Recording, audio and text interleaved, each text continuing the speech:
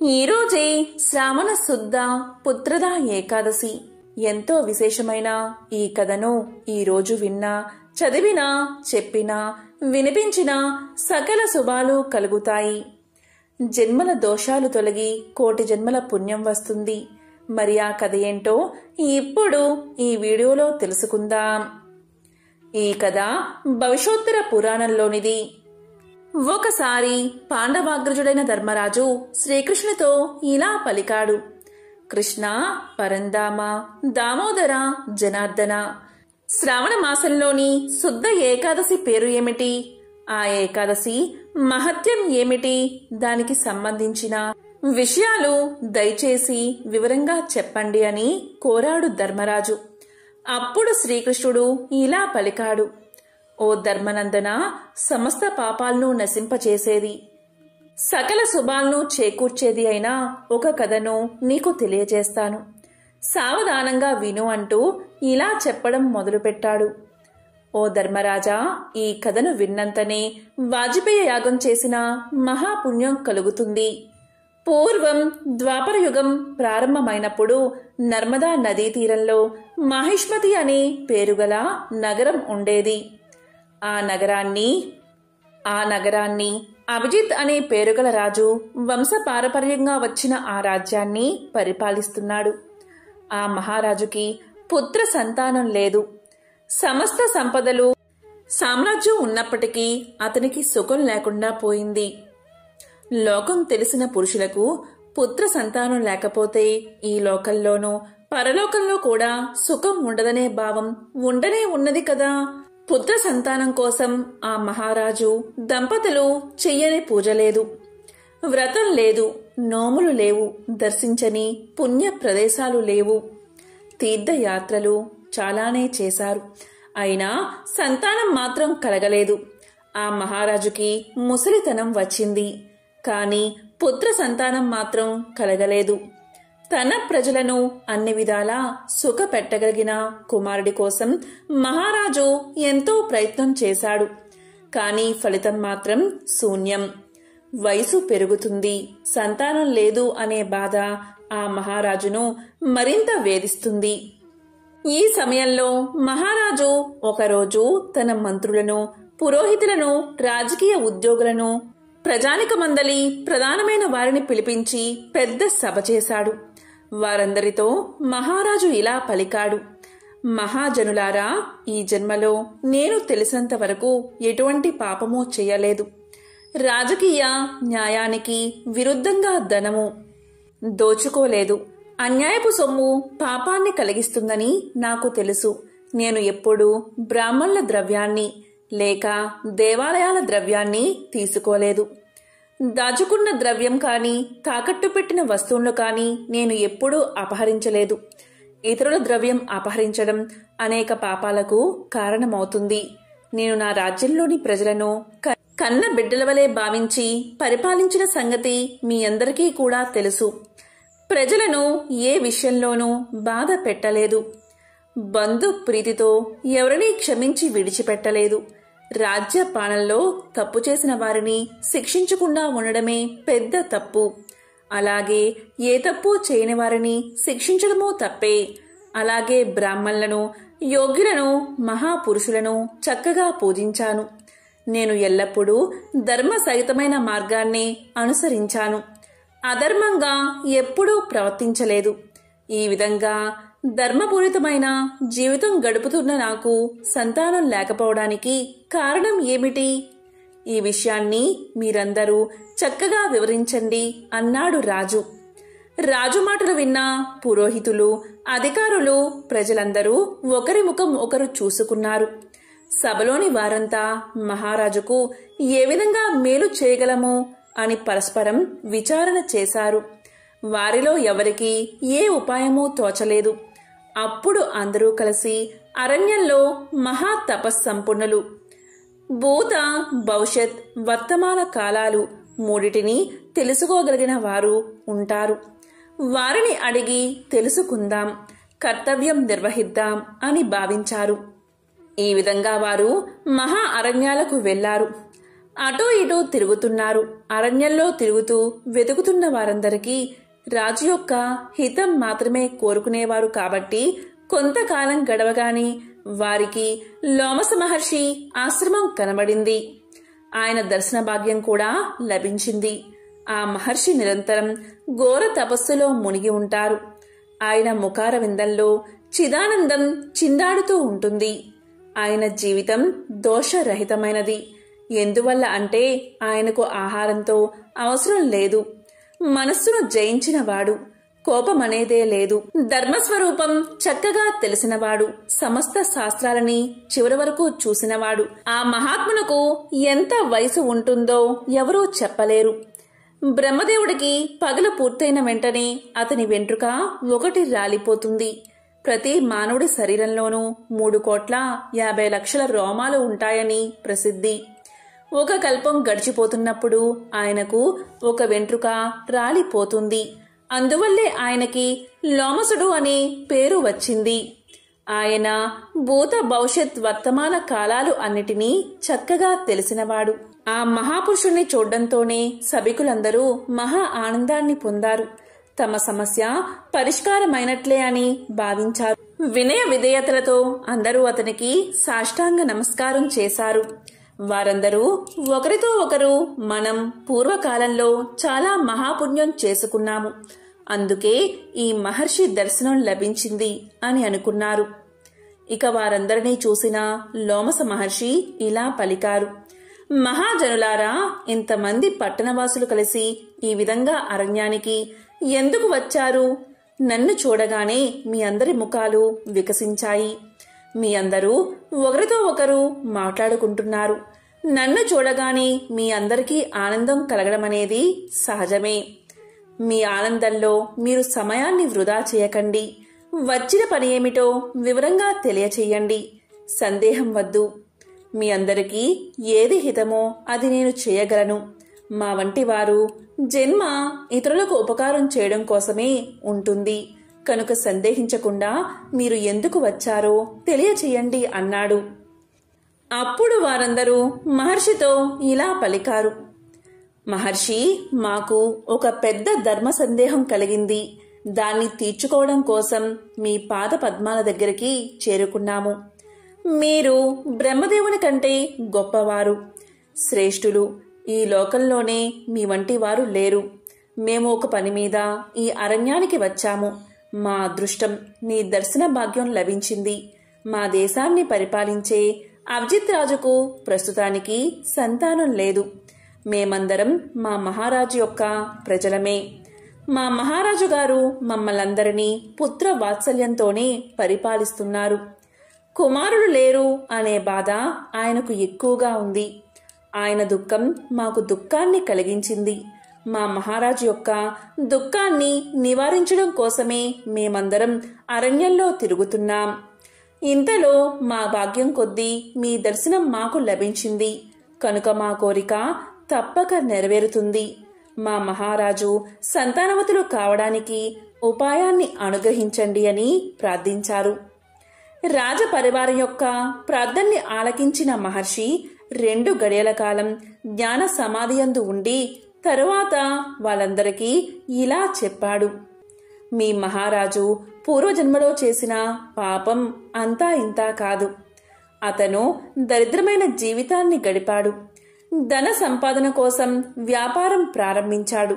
ఒక గ్రామం నుండి మరొక గ్రామానికి తిరుగుతూ ఉండేవాడు. అలా తిరిగేటప్పుడు కఠినమైన పనులు చేశాడు. అతనికి అప్పుడు హృదయం అనేదే ఉండేది కాదు. ఇతరులకు బాధ కలుగుతుందేమో అని ఆలోచించేవాడు కాదు. అతను ఆ విధంగా తిరుగుతూ ఉన్నప్పుడు ఒకానొక రోజున అతను గ్రామం పొలిమేరకు చేరుకున్నాడు. సూర్యుడు అప్పటికే నడినెత్తుగా వచ్చాడు. ఎండవేడి అధికంగా ఉంది. అందువల్ల అతనికి విపరీతమైన దాహం వేసింది. ఎండవేడితో బాధపడుతున్న అతను నీరు ఎక్కడైనా దొరుకుతుందా అని 4 దిక్కులా చూశాడు. అతనికి దగ్గరలో ఒక సరోవరం కనిపించింది. వెంటనే అక్కడికి వెళ్ళాడు. ఇంతలోనే కొద్ది రోజుల క్రితం దూడను ప్రసవించిన ఆవు తన లేగదూడతో సహా చెరువు వద్దకు వచ్చింది. అధికమైన ఎండ ప్రాణులందరికీ దాహాన్ని కలిగిస్తుంది కదా. ఆ గోవు కూడా దాహంతో తపిస్తూ నీరు తాగడానికి అక్కడికి వచ్చింది. ఆ గోవు నీరు తాగుతూ ఉంది. అప్పుడు అక్కడికి వచ్చిన అతను ఆ గోవును అదిలించి దూరంగా తరిమేశాడు. తాను మాత్రం ఆ చెరువులోనే నీరు తాగి దాహం తీర్చుకున్నాడు. ఆ గోవుకు కూడా తనలాగే దాహం వేసి ఉంటుంది అనే ఆలోచన కూడా అతనికి లేదు. పుణ్యమైన పాపమైనా చేసిన వెంటనే ఫలితాన్ని తప్పకుండా కలగజేస్తుంది. కొద్ది రోజుల్లోనే అవి జ్ఞాపకానికి వస్తాయి. సాధారణంగా పాప పుణ్యాలు పడడానికి కొంతకాలం పడుతుంది. ఆనాడు గోవును తరిమిన పాపం ఈనాడు మహారాజుకు సంతానం లేకుండా చేసింది. మరి అంతటి పాపాత్ములు ఈ జన్మలో మహారాజు ఎలా అయ్యాడు అనే సందేహం మీకు కలిగి ఉంటుంది. పాప పుణ్యాలు వేటి ఫలితాలు వాటికి వస్తాయి. ఇంతకు ముందు జన్మలో అతను కొన్ని దాన ధర్మాలు చేశాడు. ఆ పుణ్యం పండి అతనికి ఈ జన్మలో రాజయోగం కలిగింది అని మహర్షి తెలియచేశాడు. అక్కడ ఉన్న వారంతా ఇలా పలికారు: మునీంద్ర, పుణ్యాన్ని ఆచరించడం వల్ల పాపం నశిస్తుందని పురాణాలు చెబుతున్నాయి కదా. మరి మా మహారాజు గారి పాపం ఎటువంటి పుణ్య కార్యక్రమాలు ఆచరిస్తే తొలగిపోతుందో అటువంటి కర్మను ఉపదేశించండి, మమ్మల్ని అనుగ్రహించండి. మా మహారాజుకి పుత్ర సంతానం కలిగే ఉపాయాన్ని మీరు అనుగ్రహిస్తే మీ అనుగ్రహంతో మా మహారాజుకు చెప్పుకుంటాము. మహాత్ములకు సాధ్యం కాని పని ఈ లోకంలో ఏదీ ఉండదు కదా. ఏదో ఒక విధంగా మా మహారాజు గారి వంశాన్ని నిలబెట్టి పుణ్యం కట్టుకోండి అని ప్రార్థించారు పరివారమంతా. అప్పుడు మహర్షి ఇలా పలికాడు: మీ అందరికీ మీ మహారాజు యందు అంత భక్తి అభిమానం ఉంటే మీకు ఒక వ్రతాన్ని ఉపదేశిస్తాను. దాన్ని ఆచరించండి. శ్రావణ మాసంలో శుక్లపక్షంలో వచ్చే ఏకాదశిని పుత్రదా ఏకాదశి అని పిలుస్తారు. శాస్త్రాల్లో చెప్పబడిన విధంగా ఈరోజు ఏకాదశి వ్రతాన్ని చేసి రాత్రి జాగరణ చేసి రాత్రింబవళ్ళు భగవద్గీత పఠనంతో కాలక్షేపం చేయండి. అలా ఆ ఏకాదశి వల్ల కలిగిన పుణ్యాన్ని మీ రాజుగారికి దారపోయండి. ఈ విధంగా మీరు చేస్తే మీ మహారాజుకు వంశాభివృద్ధి కలుగుతుంది, సుపుత్రుడు జన్మిస్తాడు. ఇందులో ఎటువంటి సందేహమూ లేదు అని తెలియచేశాడు. మహర్షి మాటలు విన్న ప్రజలందరూ ఎంతో ఆనందించారు. ఆ మహర్షికి సాష్టాంగ నమస్కారం చేశారు. అందరూ ఎంతో ఆనందంతో ఇళ్లకు చేరుకున్నారు. మరుసటి రోజు మహారాజు భవనానికి చేరుకుని మహారాజుతో జరిగిన విషయమంతా పూసగుచ్చినట్లుగా చెప్పారు. ప్రతి ఒక్కరూ కూడా శ్రావణ శుక్ల ఏకాదశి ఎప్పుడు వస్తుందా అని ఎదురు చూడసాగారు. ఇంతలో శ్రావణ శుద్ధ ఏకాదశి రానే వచ్చింది. వెంటనే లోమస మహర్షి చెప్పిన మాటలు అందరు చెవుల్లోనూ మారు మోగాయి. ఆ ఏకాదశి నాడు రాజ కుటుంబంతో సహా ప్రజలందరూ ఉపవాసాన్ని, జాగరణను యథావిధిగా భక్తి శ్రద్ధలతో కూడి ఆచరించారు. ప్రజలంతా రాజ దంపతులతో పాటు ఈ పుత్ర ఏకాదశి వ్రతాన్ని ఆచరించి ద్వాదశి రోజు ఆ వ్రత పుణ్యాన్ని మహారాజు కొరకు దారపోశారు. ఆ పుణ్యఫలం వల్ల మహారాజు భార్య గర్భాన్ని ధరించింది. నవమాసాలు నిండిన తర్వాత మిక్కిలి తేజవంతుడైన కుమారుణ్ణి ప్రసవించింది. కాబట్టి ధర్మరాజా, ఈ శ్రావణ శుక్ల ఏకాదశికే పుత్రదా ఏకాదశి అనే పేరు. ఇహలోకంలోనూ పరలోకంలోనూ సుఖాన్ని కోరుకునేవారు ఈ వ్రతాన్ని తప్పకుండా ఆచరించాలి. ఈ వ్రత మహత్యాన్ని విన్నవారికి సమస్త పాపాలు తొలగిపోతాయి. ఈ వ్రత కథను విన్నవారు ఈ లోకంలో సకల భోగాలు అనుభవించి పరలోకంలో స్వర్గ సుఖాలు అనుభవిస్తారు. అలాంటి వారికి సకల శుభాలు కలుగుతాయని ధర్మరాజుకు శ్రీకృష్ణుడు తెలియచేశాడు. ఎంతో పవిత్రమైన విశేషమైన ఈ కథను ఈ పుత్రదా ఏకాదశి రోజు విన్నా, చదివినా, చెప్పినా, వినిపించినా సకల శుభాలు కలుగుతాయి. జన్మల దోషాలు తొలగి కోటి జన్మల పుణ్యం వస్తుంది. శ్రావణ పుత్రదా ఏకాదశి ప్రత్యేకత ఏంటి అంటే ఈ రోజు కుబేరుని జన్మదినం అని కూడా చెప్తారు. సిరి సంపదలకు అధిపతి అయిన కుబేరుణ్ణి కనుక ఈ రోజున పూజిస్తే ఆయన అనుగ్రహం తప్పక లభిస్తుందట. ఈ రోజు కుబేర యంత్రాన్ని పూజించినా, కుబేర మంత్రాన్ని జపించినా, కుబేర అష్టోత్తరాన్ని పఠించినా విశేషమైన ఫలితం దక్కుతుందట. మరి కుబేరుడికి సంబంధించిన ఒక విశేషమైన కథను ఇప్పుడు తెలుసుకుందాం. 8 దిక్కుల్లో ఒకటైన ఉత్తర దిక్కుకు అధిపతి అనగా దిక్పాలకుడు. ఇతని నగరం అలకాపురి. ఇతను విశ్రవసుని కుమారుడు. ఈయన భార్య పేరు చార్వి. ఈ విశ్వంలో సంపద ఏదైనా అది ఏ రూపంలో ఉన్నా దానికి అధిపతి కుబేరుడు అని చాలామంది నమ్మకం. పద్మ, మహాపద్మ, శంఖ, మకర, కచ్చ, ముకుంద, కుంద, నీల, వచ్చస అనే నవనీతులు కుబేరుడి అధీనంలోనే ఉంటాయి. అటువంటి కుబేరుడి అనుగ్రహం లభించాలని ప్రతి ఒక్కరూ కోరుకుంటారు. కుబేరుడు ధనాది దేవత. కలియుగ ప్రత్యక్ష దైవమైన వెంకటేశ్వరుడు వివాహం నిమిత్తం కుబేరుడి దగ్గర ఎక్కువ మొత్తంలో ధనాన్ని అప్పుగా తీసుకుంటాడు. ఆ అప్పును ఇప్పటికీ తీరుస్తూ ఉంటాడని హిందువుల నమ్మకం. అలాంటి ధనాధిపతి అయిన కుబేరుణ్ణి పూజించేవారికి ఆర్థిక ఇబ్బందులు ఉండవు. ఇంకా కుబేరుడి బొమ్మను ఇతరులకు కానుకగా ఇవ్వడం కూడా చాలా మంచిది. అలాగే ఇతరులు కానుకగా ఇచ్చే కుబేరుణ్ణి పూజించడం వల్ల అప్పుల బాధలు, ఈతి బాధలు తొలగిపోతాయని పురాణాలు చెబుతున్నాయి. ఎంతో విశిష్టమైన ధనత్రయోదశి రోజు కుబేరుడికి సంబంధించిన ఈ చిన్న కథను ఇప్పుడు ఈ వీడియోలో తెలుసుకుందాం. కుబేరుని అసలు పేరు వైశ్రవణుడు. విశ్వవసునికి జన్మించాడు కాబట్టి కుబేరుణ్ణి వైశ్రవణుడు అని పిలుస్తారు. కృతయుగంలో బ్రహ్మపుత్రుడైన పులస్త్యుడు అనే బ్రహ్మర్షి ఉండేవాడు.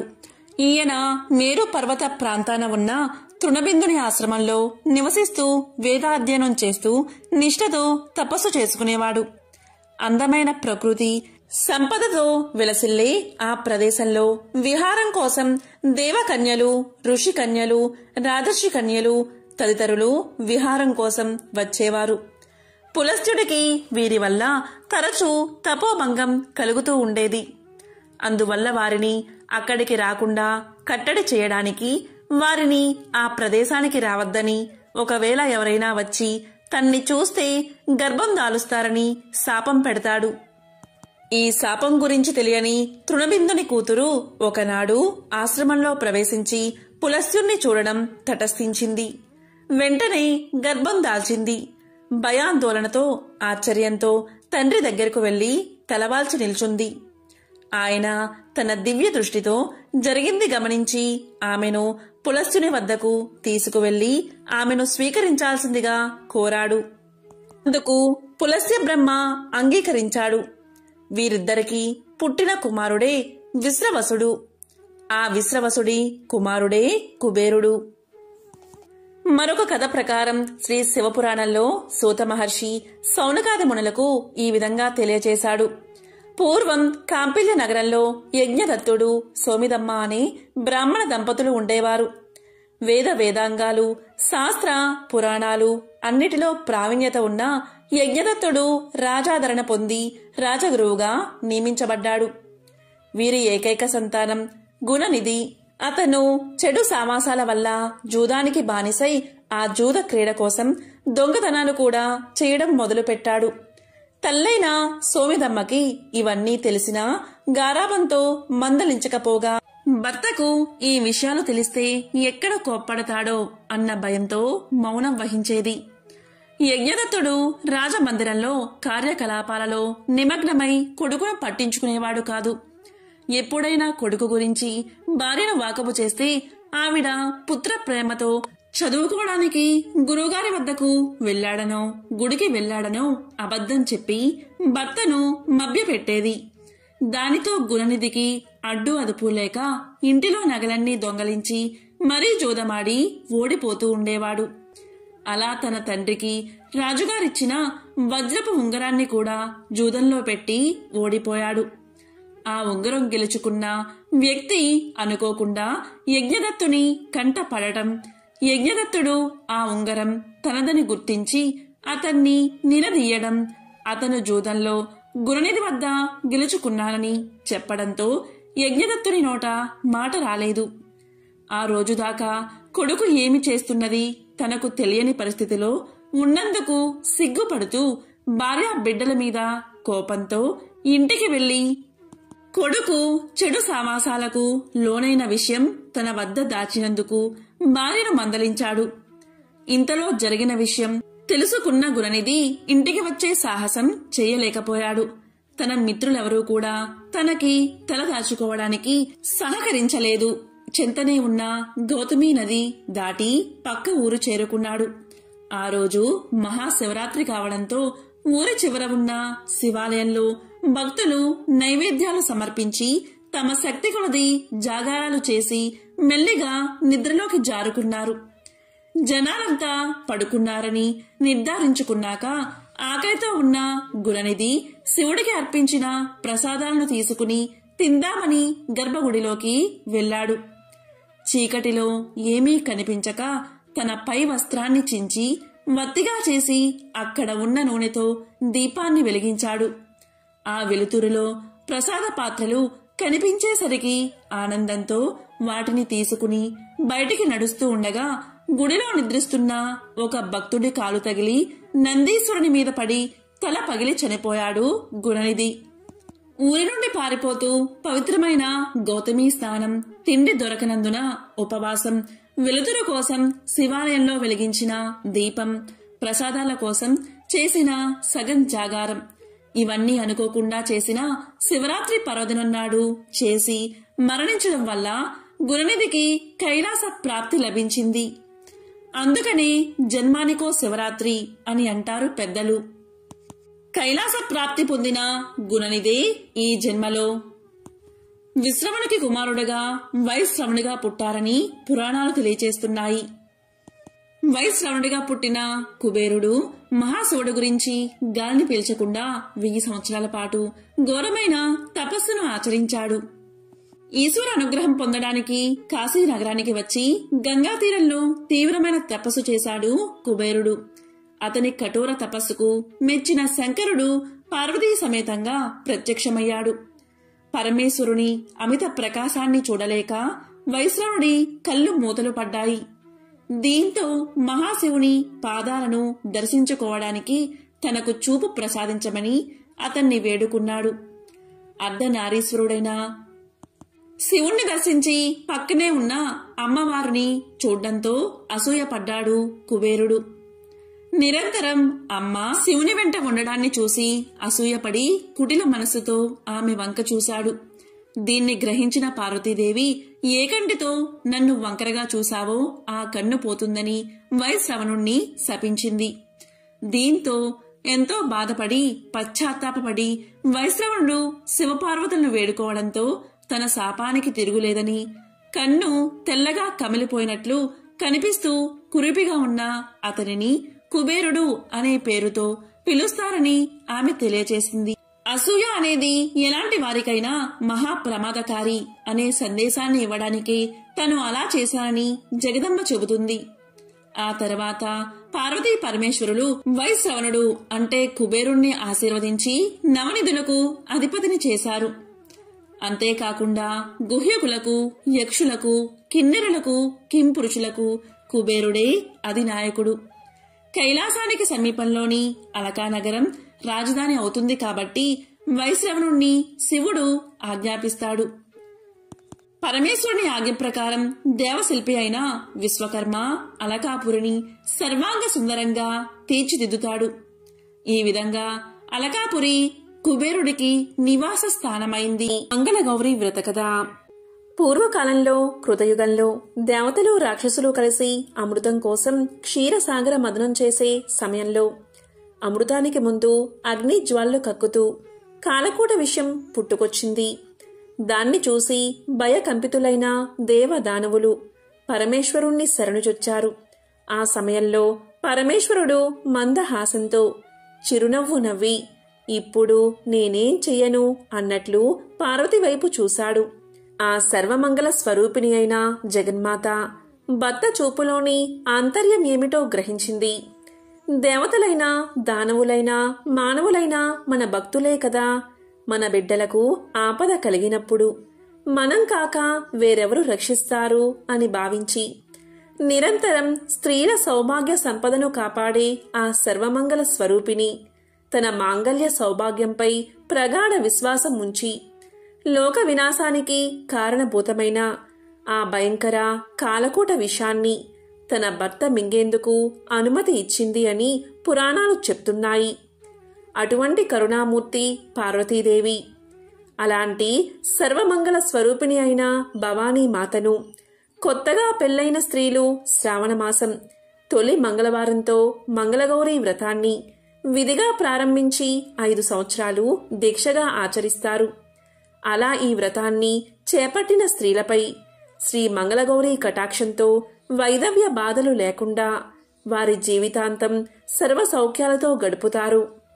ఒకప్పుడు సూత మహాముని సౌనకాది మహర్షులకు చెవులకు విందుగా వినిపించిన మంగళగౌరీ వ్రతాన్ని, దాని మహత్యాన్ని నారద మునీంద్రులు సావిత్రీదేవికి ఉపదేశించిన మంగళగౌరీ వ్రతకథను, పూజా విధానాన్ని ఒకరోజు ద్రౌపదీదేవికి శ్రీకృష్ణుడు ఈ విధంగా తెలియచేశాడు.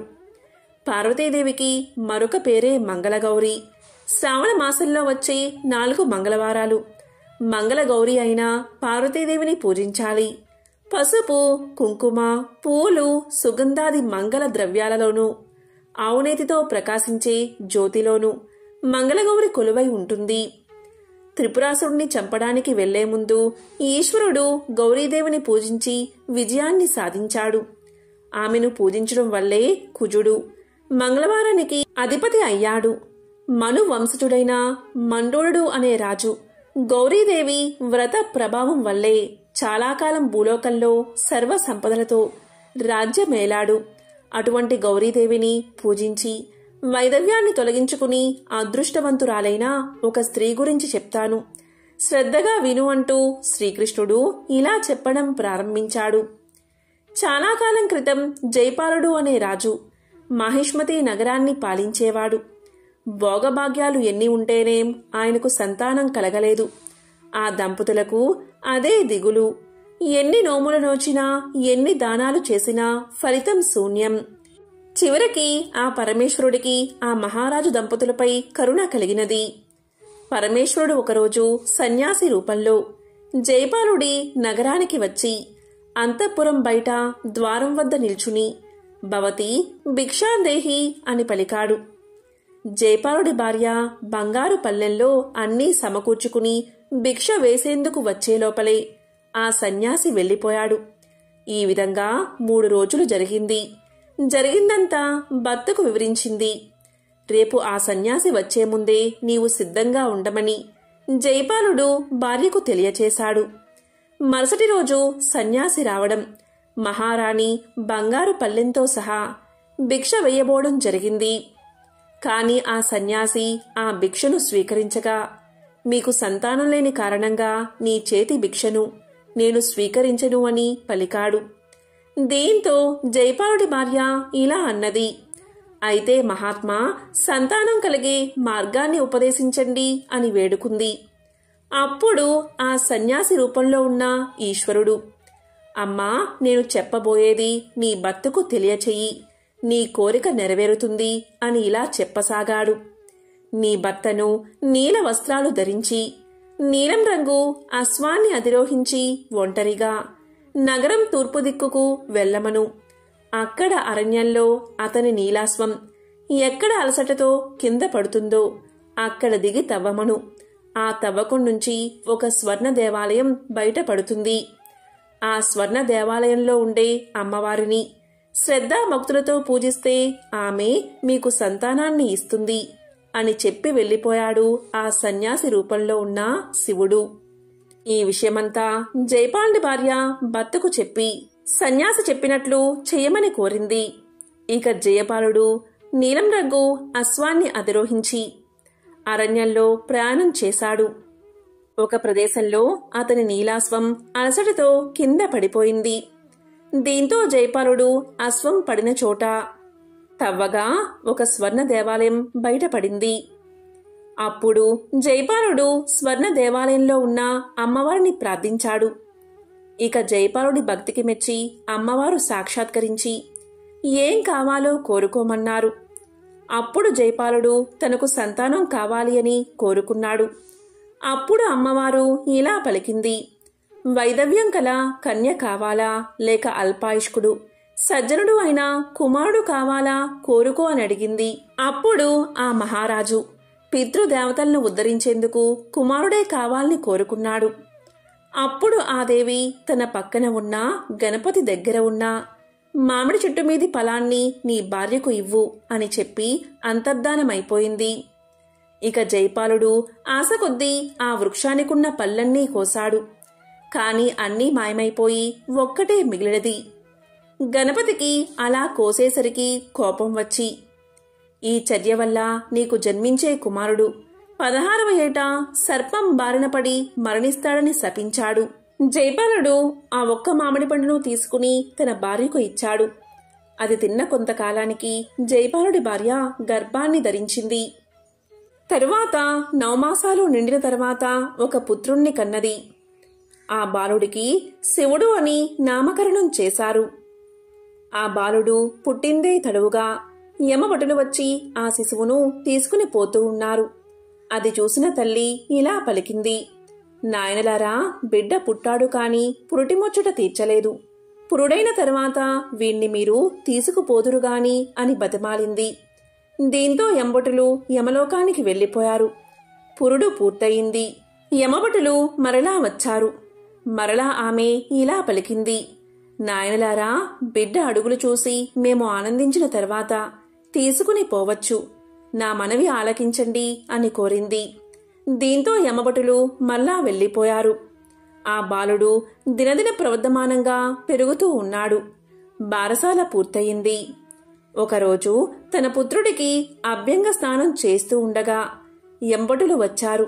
దీంతో ఆమె భయంతో దుఃఖిస్తూ ఉండగా 2 వెచ్చటి కన్నీటి చుక్కలు ఆ బాలుడిపై పడ్డాయి. అది చూసిన ఆ బాలుడు, నీ దుఃఖానికి కారణమేమిటి అమ్మా చెప్పు అని కోరాడు.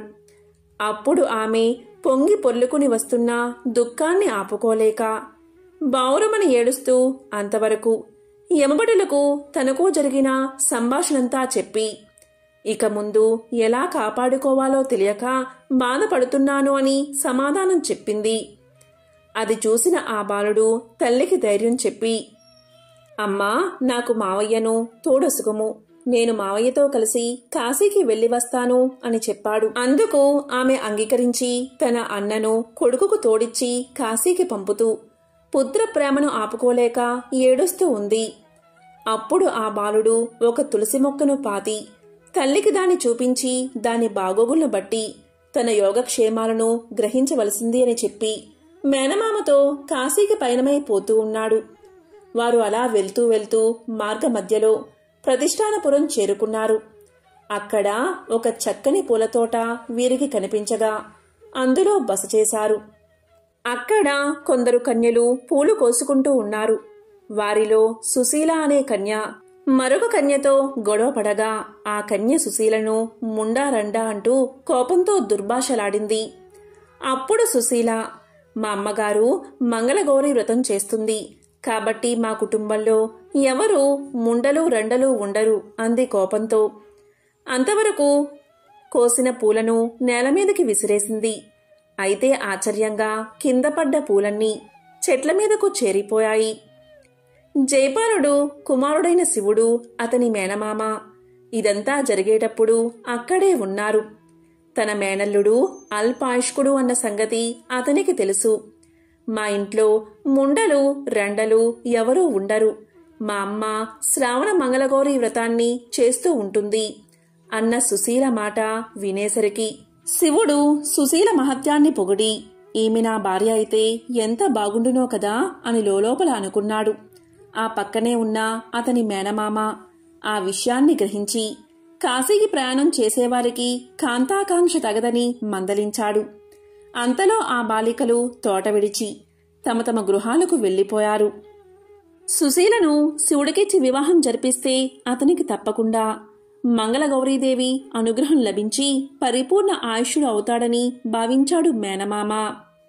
దీంతో అతను మేనల్లుడు శివునితో సహా సుశీల తల్లిదండ్రుల దగ్గరకు వెళ్లి నీ కూతురికి తగిన భర్త అని శివుణ్ణి చూపించాడు. వారు ఆ పరమశివుడే శివుణ్ణి పంపాడని వారిద్దరికీ వివాహం జరిపించారు. వారి పెళ్లిలో సుశీల తల్లి తన కూతురికి మంగళగౌరీ నోము ఉద్యాపన చేస్తుంది. పెళ్లైన ఆ కొత్త దంపతులు ఆ రాత్రి బ్రహ్మచర్య వ్రతాన్ని పాటిస్తారు. మంగళగౌరీదేవి ముత్తైదువు రూపంలో సుశీలకు కల్లో కనబడుతుంది. అమ్మా సుశీల, నీ భర్త అల్పాయుష్కుడు. ఈ రాత్రితో అతని ఆయువు చెల్లింది. ఈ దోషానికి మార్గం చెబుతాను, విను అని ఈ విధంగా చెప్పసాగింది. అమ్మా సుశీల, కొద్దిసేపట్లో ఒక కృష్ణ సర్పం నీ భర్తను కరవడానికి వస్తుంది. వెంటనే నీవు నిండా పాలు ఉన్న ఒక కుండను దాని ముందు ఉంచు. అప్పుడు ఆ పాము ఆ కుండలోకి ప్రవేశిస్తుంది. పాము కుండలోకి ప్రవేశించాక వస్త్రంతో ఆ కుండ మూతిని గట్టిగా కట్టేయి. ఉదయాన్నే ఆ కుండను నీ తల్లికి వాయనం ఇవ్వు. దాంతో నీ భర్తకు గండం తప్పిపోతుంది అని చెప్పి అమ్మవారు అంతర్ధానమైపోయింది. ఇక సుశీల వెంటనే లేచి కూర్చుంది. గౌరీదేవి చెప్పినట్లే జరిగింది. కాళ్ల పారాని ఇంకా ఆరని పాదం తన భర్త తొడమీద ఉంచి ఎత్తుగా ఉన్న కుండని తీసింది. సుశీల గౌరీదేవి చెప్పినట్లు ఆ కృష్ణ సర్పాన్ని ఒక కుండలో పెట్టి వస్త్రంతో కట్టేసింది. కాసేపటికి ఆమె భర్త లేచి ఆకలేస్తుంది, ఏమైనా పెట్టమంటే అలాగే కొన్ని భక్ష్యాలు పెట్టింది. అతను అవన్నీ తింటూ ఉండగా అతని చేతికున్న ఉంగరం జారి పడిపోయింది. కాని అతను చూసుకోలేదు. తరువాత ఇద్దరూ పడుకున్నారు. తెల్లవారకముందే శివుడు మేనమామతో కాశీకి వెళ్లిపోయాడు. శివుడికి శివకటాక్ష సిద్ధి కోసం బయలుదేరారు అన్న తన కర్తవ్యం గుర్తొచ్చి కాశీకి వెళ్లిపోయాడు. భార్యకు ఏ వివరం చెప్పకుండానే. ఇక సుశీల లేచి చూసి భర్త పక్కన లేకపోవడం చూసి కిన్నురాలై అతని చేతి నుంచి జారిన ఉంగరాన్ని తీసి భద్రంగా అతని జ్ఞాపకంగా దాచుకుంది. ఉంగరం వదిలి వెళ్లిన తన పతిదేవుడు ఎప్పటికైనా తిరిగి వస్తాడు అని, అతన్ని తాను గుర్తించడానికి వీలుగా అతనికి అతిథి మర్యాదలు చేయడానికి వీలుగా ఒక సత్రం కట్టించమని సుశీల తన తండ్రిని కోరింది. తండ్రి సుశీల కోరిక తీర్చాడు. సుశీల ఆ ఉంగరాన్ని ధరించి అతిథులకు రోజూ కాళ్లు కడుగుతూ ఉండేది. దాదాపు సంవత్సరం పూర్తవుతూ ఉండగా కాశీకి వెళ్లిన శివుడు అతని మేనమామ తిరిగి ప్రతిష్టానపురం చేరుకున్నారు. ఆ రోజు శివుడికి కలలో తాను చనిపోతున్నట్లు, అప్పుడు మంగళగౌరి యమదూతలు తన విషయంలో వాదించుకున్నట్లు కలవచ్చింది. వారు ప్రతిష్టానపురానికి వచ్చి ఆ అన్నదాన సత్రంలో బస చెయ్యాలి అనుకున్నారు. ఇలా బస చేస్తూ ఉండగా సుశీల ఎప్పటిలాగే అతిథులకు కాళ్లు కడుగుతూ ఉండగా ఆమె తన భర్త కాళ్లు కడిగింది. అలా కాళ్లు కడుగుతూ ఉండగా గుర్తుపట్టి అతనే తన భర్త అని తల్లిదండ్రులకు చెప్పింది. తన స్వప్న వృత్తాంతాన్నంతా తెలియచేసింది. దీంతో వారు అతన్ని పరీక్షించగా ఉంగరం అతనికి సరిగ్గా సరిపోయింది. అలాగే కుండ తెచ్చి చూడగా అందులో ముత్యాల హారముంది. అదే దేవీ ప్రసాదంగా వారు స్వీకరించారు.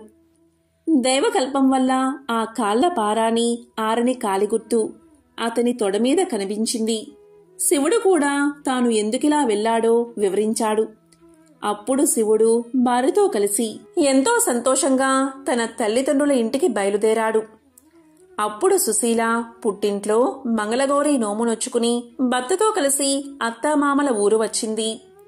అన్నాళ్లుగా కొడుకుజాడ తెలియక అతని కోసం కన్నీరు మున్నీరుగా విలపిస్తున్న అతని తల్లిదండ్రులు అందులైపోయారు.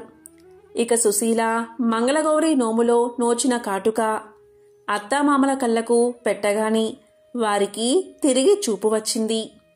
కొడుకుని తిరిగి కల్లారా చూసుకున్న వారి ఆనందానికి అవధులు లేవు. ఇందన్నడు అల్పాయుష్కుడైన తన కొడుకు ఆయువు ఎలా వృద్ధయింది అన్నాడు జైపాలుడు.